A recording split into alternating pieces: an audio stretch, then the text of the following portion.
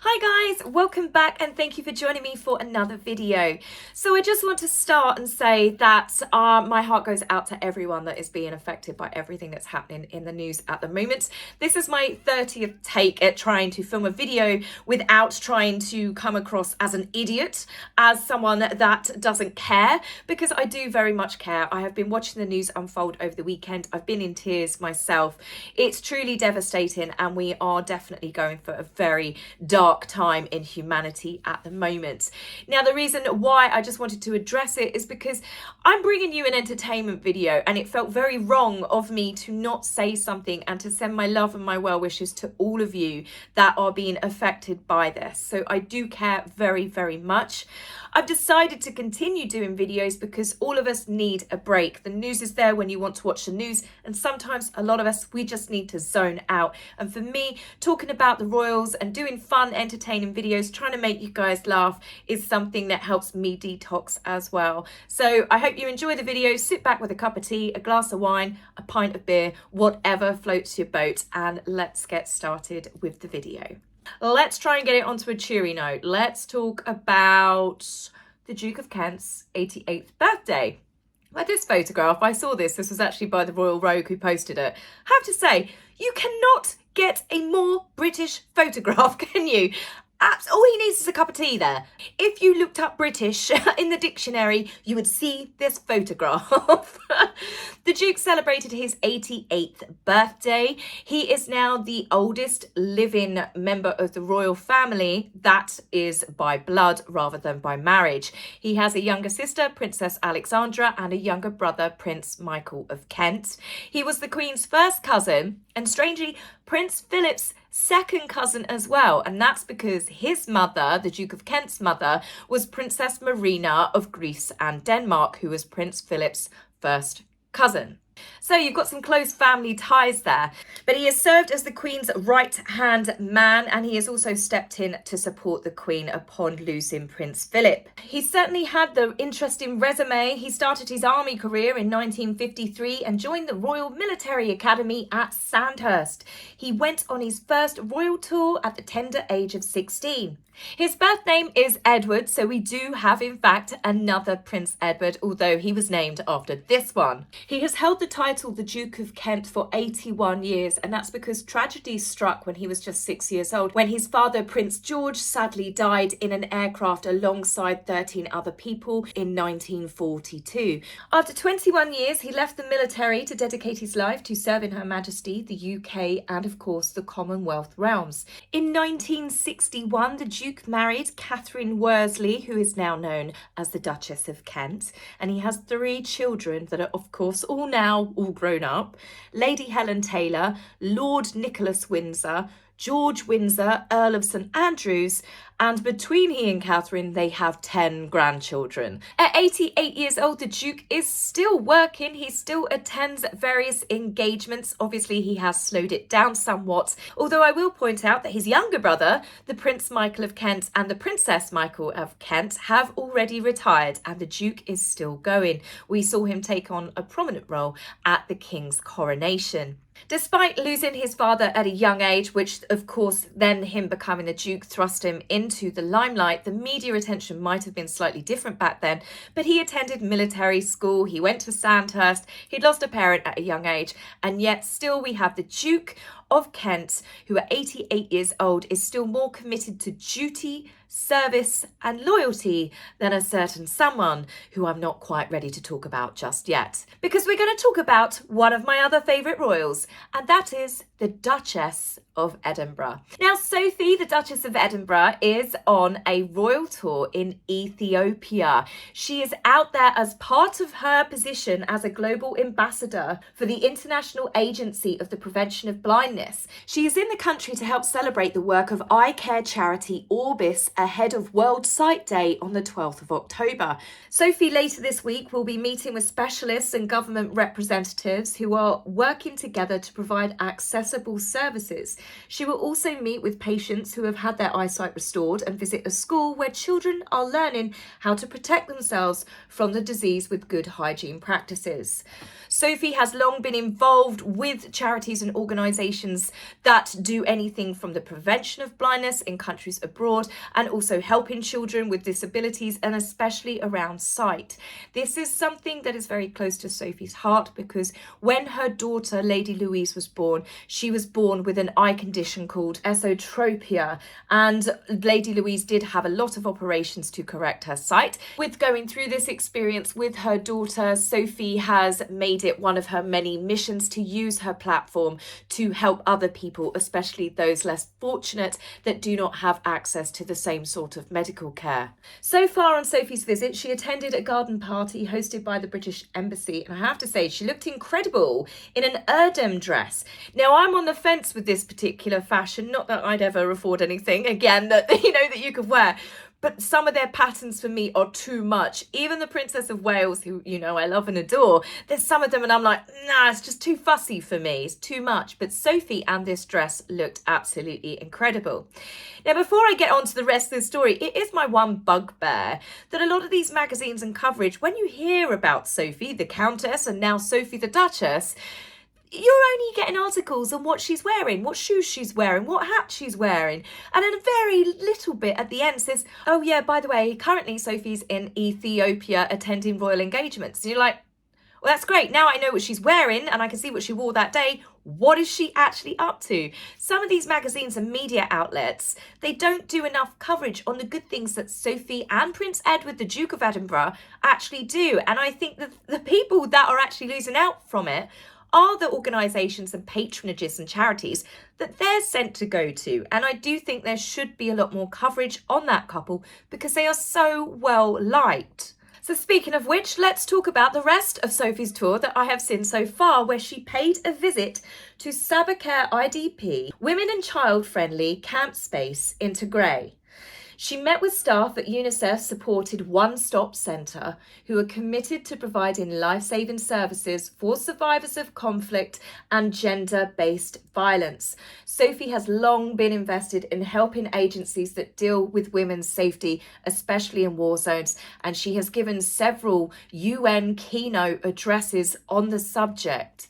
Sophie has always had such a natural way with people when she meets them. It doesn't matter what the engagement is, where she is, whether it's agricultural in the UK or whether it is sometimes in these emotional situations with less fortunate circumstances that surround these women. She has a compassionate and genuine empathy for people, and that's why she's so well liked. People automatically warm to her, and that is not something that you can teach. It is not something that can be faked. You either are or you are not, and it would show whether you are on camera or whether you are off camera, and you don't need to constantly try and get people to go to the media to tell people how kind and compassionate that you are. As I said, you either are or you are not. So you can guess where this is heading, and that is over to Montecito.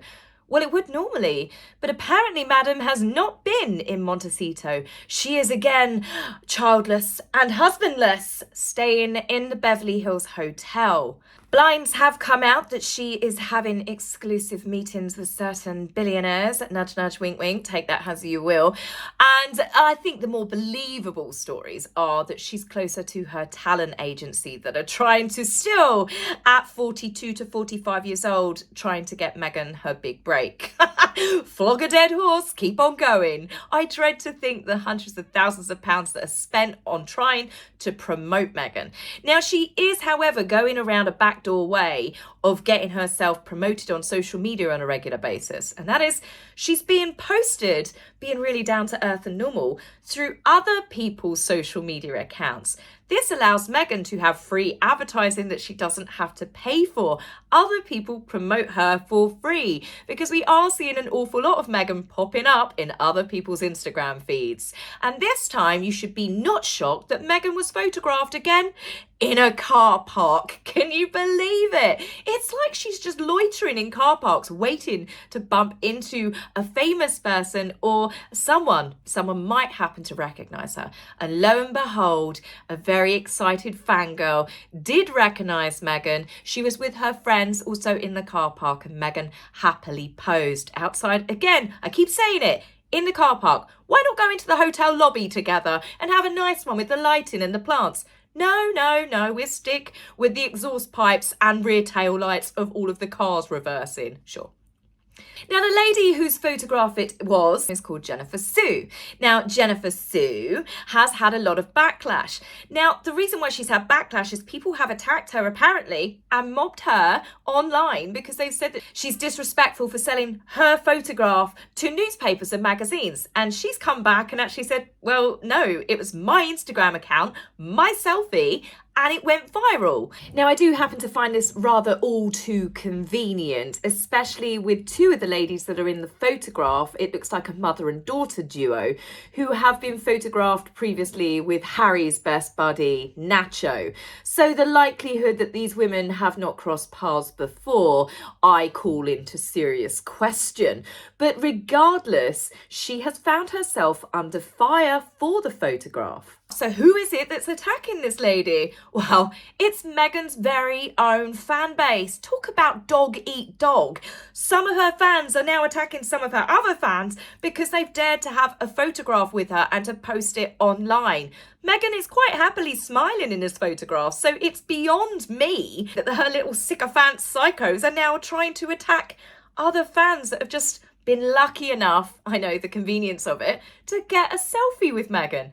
Absolutely ridiculous. They will be her undoing, especially when, as I said in the last video, Meghan's talking about mental health and online safety for children. She's got one of the most vicious attack dog fan base that have ever existed. They make the Beehive, Beyonce's fan club, and the Swifties look like pussycats at a tea party. Now, as for this photograph being taken at this particular hotel, it's a couple of hours away from her home in Montecito. She's childless. She's husbandless. They've just come back from the Invictus Games. Then they went on holiday to Portugal. And I'm finding it a little bit odd now. These children are toddlers. They are not in school, despite Meghan saying, that they're in school. They're not. They're young. This is the earliest important years where children need to be with their parents. This is also Harry, who has preached non-stop about the cruelty of his childhood, that he was left abandoned. His father was an absent father because he was always away. Now, Charles was actually born into the role of the Prince of Wales, the future king. They were born into the royal family where they always have to put the crown first. It's sad, but it's true. What's Harry's excuse for constantly leaving his children? Now, I don't like bringing up the children, but this is not me so much as bringing up them, but more to do with the self-declared best parents in the world. Harry and Meghan today, this afternoon, are talking to parents about parenting and what they can do to be better parents to help their children. These two spend more time away from their children lately than what they do with them. And there are times when Doria is also with them, so it's very clear that they're left with friends or with nannies. There's nothing wrong with parents going out and leaving their children at home, but the frequency and the length of time that these two are both doing it, especially Meghan being the dutiful, dedicated mother that she is, and of course it then adds fuel to the fire of some of these conspiracy theories, which I steer well clear of, but I can really understand why some of you put what you put in the comments. So as for this mental health thing that they're going to be doing today, they have advertised it that it's Archwell Summit. That's what the newspapers all picked up. That's what was put out there. Yeah, it turns out it was a mental health festival being held in New York. They're not on the website, and Harry and Meghan at 1:30 US time today, well, New York time today, they have a 2-hour slot. So all of the big kind of PR push that Archwell are holding their first big event. No, I think they've gone, oh, Catherine and William are doing something for World Mental Health Day. What can we do? Oh, there's a mental health festival going on in New York. The place that just welcomed Prince William massively. And let's go there. Let's go do it, because I do think it's a quick thrown together thing. That's why we hadn't heard of it until last minute, and they're not in any of the advertisement for this festival that has been planned for some time. But again, this is typical of Archwell and of Meghan and Harry. It's someone else's work. It's someone else that's built it and put it all together, and Harry and Meghan can come in and turn around and act like Archwell built this. This is Archwell's summit. No, it's not. You've got a 2-hour slot.